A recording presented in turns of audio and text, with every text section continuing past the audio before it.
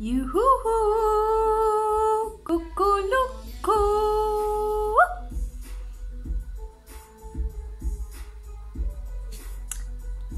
Vreau să fiu autentică. Vreau să vă îmbrățișez, să mă conectez cu voi, să vă împărtășesc ceva autentic și inspirațional și poate chiar benefic. Din experiența mea, fiind aici, în a 12-a zi de carantină, la mine, în Valea Dacilor, la Vatra, în România! În România! Pe pământ! Pe pământ! Ce moment profund și colectiv și universalist și în același timp super individual. Fiecare avem călătoria noastră prin care călătorim acum, prin care explorăm și învățăm și evoluăm. Sper că evoluăm! Woohoo! I love the internet!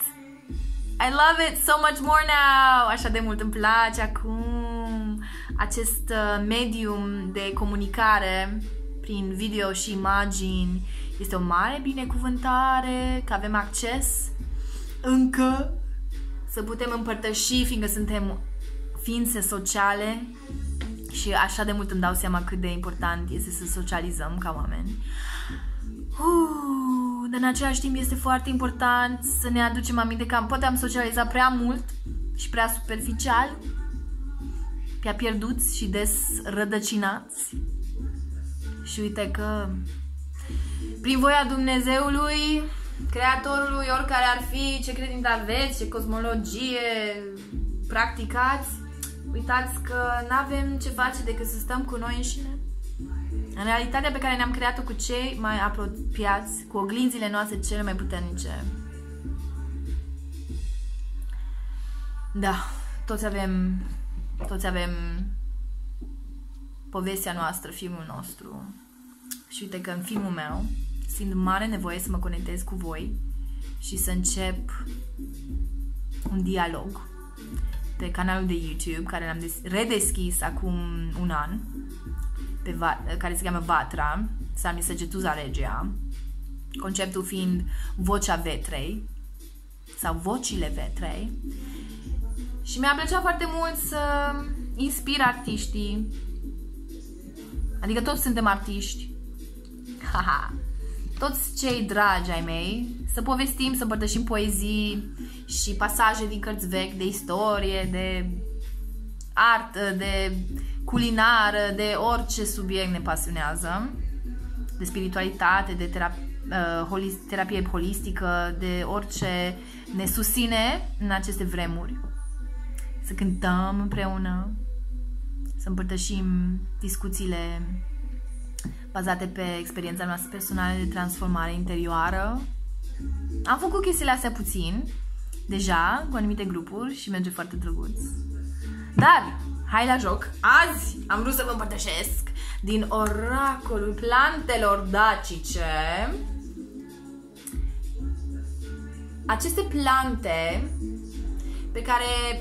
cu care am lucrat de ceva vreme. Acestea sunt cele cu care am lucrat până acum, foarte intim. Azi am vrut să vorbim despre salvia, care în denumirea foarte străveche, cică dacică, cercetată de niște două doamne foarte, foarte conectate cu energia pământului și cu aceste plante și resurse, se cheamă Hormeia, se chema Hormeia, nu știu dacă vedeți foarte bine, așa, salvia, această salvie comestibilă am crescut-o în grădină și acum urmează, după o iarnă întreagă de dospire, să spun așa, am să o culeg acum. Am să o pun într-un borcan. Mai am și mentă, mai am și cimbrișor la uscat și sper că după ce trece această ninsoare, care iarăși a venit peste noi azi, în 31 martie 2020, că voi putea să plantez plante noi și să pot să fiu recunoscătoare de roadele care vor crește pe parcursul verii. Mă rog foarte mult că vom putea să devenim tot mai autosustenabili și să învățăm cum să fim. Și mi se pare foarte ironic că fix cei care încă au aceste informații și înțelepciuni de ale pământului sunt fix cei care sunt la cel mai mare risc să fie infectați de acest virus și de către care trebuie să ne ținem distanța și care nu prea sunt cunoscători de limbajul tehnologic și nu prea știu cum să se conecteze online prin video chat. Ai, ce paradox, nu? Parcă de mulți ani am simțit foarte mult nevoia să învăț de la bătrânii și moșii din dealuri și uite că în ziua de azi nici nu am voie să merg la tanti care ne-a dăruit, adică nu am plătit, dar care ne-a totuși creat cașcavalul, untul și smântâna ca niciodată, ca în povești. Nici nu putem să mergem la ea ca să învățăm o chestie sau două, că nu mai avem voie. Până acum am avut voie, dar nu m-am dus, fiindcă aveam alte chestii mai importante de făcut la Cluj, la facultate. Și alea sunt importante. Au fost mult mai importante. Acum, ce este cu adevărat important? Cred că cu toții ne întrebăm aceste lucruri. Care este esența care are nevoie de iubirea și de atenția noastră? Doar asta contează acum. Hrana, clar. Hrana fizică, hrana emoțională. Plantele sunt un fel de hrana emoțională care ne ajută și ne susțin. De exemplu, salvia, pe plan spiritual emoțional, hello, ne susține la detașarea de trecut. Detașarea de trecut. Și acum trecem printr-un proces, de fapt, de moarte, nu-i așa? Trecem dintr-o stare a lumii, de stare și obiceiuri cum ne trăiam viața, momentan într-un bardo, într-un limbo, într-o zonă de gri, prin care nu știm cum va fi după ce ieșim după această zonă. Dar tot ce putem ști e că viața nu va fi la fel. Nu este exact așa moartea? Poate ați experimentat experimente de situații de aproape moarte sau, desigur, ați avut pe cineva aproape care a murit și pe propria piele ați văzut că lumea nu va mai fi exact așa cum a fost.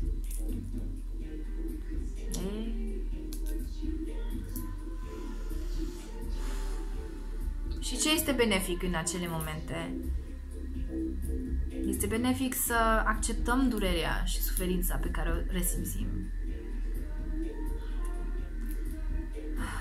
Să onorăm atașamentul pe care l-am avut. Și nu numai, dar să învățăm lecțiile. Să învățăm de ce ne-a plăcut. De ce ne-am iubit cu acea persoană. Ce am iubit cel mai mult, ce am apreciat cel mai mult. Ce am învățat cel mai profund la nivel sufletesc și uman despre acea persoană sau despre acel mod de viață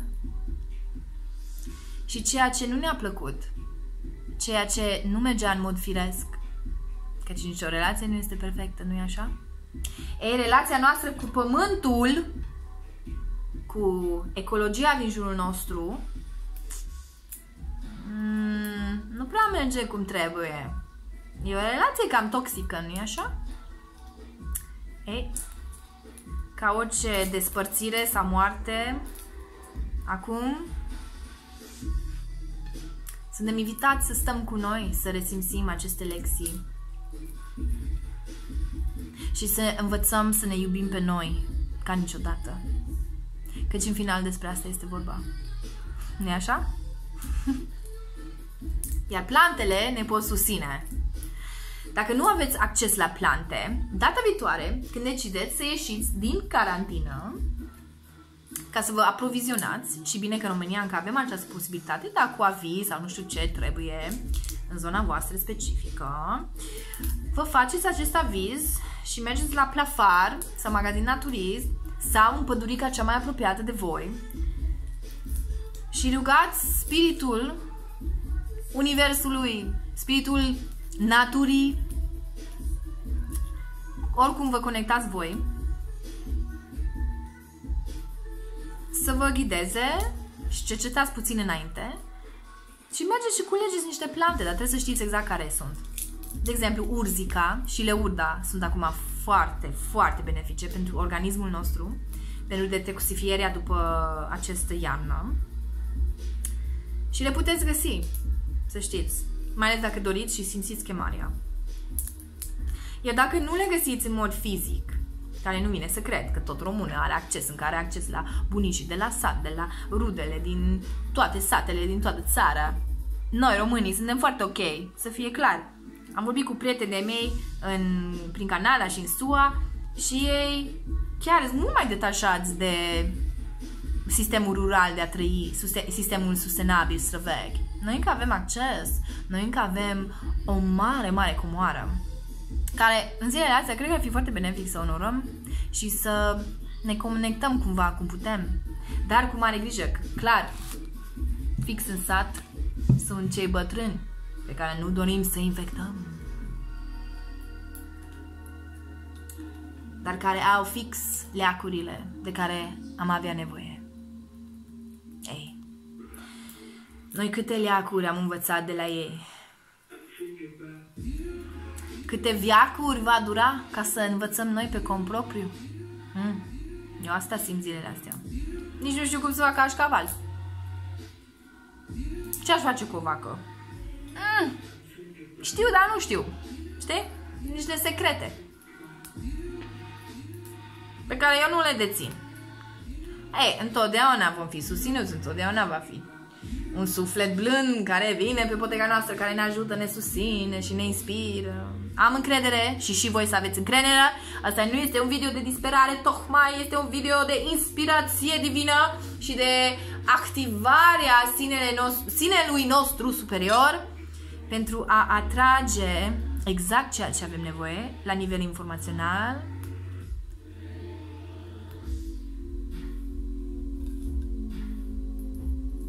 ca să ne conectăm mai bine cu noi înșine și cu pământul, roadele pământului, ca să știm ceea ce să facem încotro, ce acțiuni să luăm. E de bine. E de bine. Totul e de bine. Totul e de bine. Totul este de bine.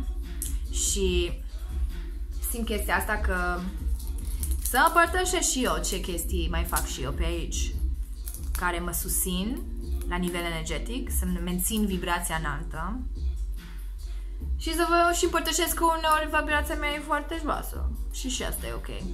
Fluctuăm. Toată planeta fluctuează în timp ce se reechilibrează și trebuie să onorăm chestia asta. Oriunde ați fi, să vă iubiți pe voi înșivă și să vă iubiți semenii cu care sunteți, fiindcă voi ați aleși. Noi am ales. Noi ne-am ales tot.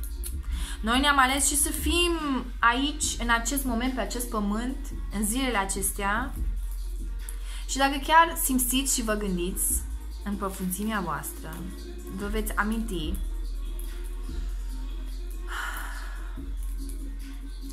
că de fapt știți cum povestea va putea derula.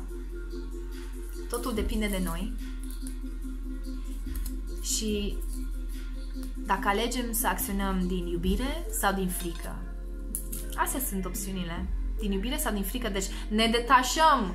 Invoc că ne detașăm. Alegem să ne detașăm din trecutul dureros bazat în frici și neputințe și în răni și traume străvechi care nu sunt ale noastre. Ne detașăm. și le eliberăm și le trimitem înapoi la sursa din care au venit. Dacă simțiți acest lucru, zice zou, zou, zou. Zou, zou, zou. Au. Noi nu suntem singuri în România. În toate meleagurile, mai ales în civilizațiile care încă și-au menținut ritualurile și esența spirituală străveche, se roagă în aceste zile, în fiecare zi. Și nu trebuie să vă fie frică sau lene. Tocmai să vă rugați exact așa cum simțiți voi, fiindcă fiecare avem o unică cale spre Creatorul nostru, dar uneori ajută și să ne conectăm și să învățăm unii de la alții anumite practici și anumite tehnici și să ne inspirăm. Uite că salvia azi, în această seară, în 31 martie 2020, m-a inspirat foarte mult. Detașarea de trecut. Am să las o poză sub acest video cu descrierea plantei pe plan spiritual, emoțional, ca să o citiți și să meditați pe ea cu gândul bun că poate veți găsi salvie sau poate aveți deja în căsuță sau veți planta sau pur și simplu veți invita energia plantei în căsuța voastră. Și eu vă mulțumesc mult că m-ați invitat pe mine în căsuța voastră. N-am planificat nimic, dar cumva așa este și când ne întâlnim în plan fizic, nu? Nu planificăm ce discurs o să avem, Doamne, tocmai. Ne rugăm doar că, ce bine am să mă simt cu persoana respectivă, abia aștept să o văd, să o îmbrățișez, să o pupăcesc, să schimb informații, să mă inspir, să o iubesc, să vedem ce iese în plan colectiv, fiindcă uniți suntem puternici. Și după ce închideți acest video, rămânem uniți, fiindcă pe plan sufletesc suntem toți uniți. Și ne putem comunica prin telepatie și prin sincronicitate. Ei, asta este o temă de elaborat în alt filmuleț. Așa că vă invit să mai vedeți ce idei mă mai inspir și vă invit și pe voi să exprimați, să împărtășiți dacă simțiți. În final vă doresc aceste vremuri să fie de leac, să rămâneți în pacea interioară, luminoasă și vom trece cu bine, fiindcă umanitatea întotdeauna a trecut înspre bine. Depinde și ce alegem. Și orice s-ar întâmpla, negativ și greu și grav, ne amintim că am ales să fim aici și să învățăm și să creștem la nivel sufletesc. Vă iubesc și mi dor de voi. Mua!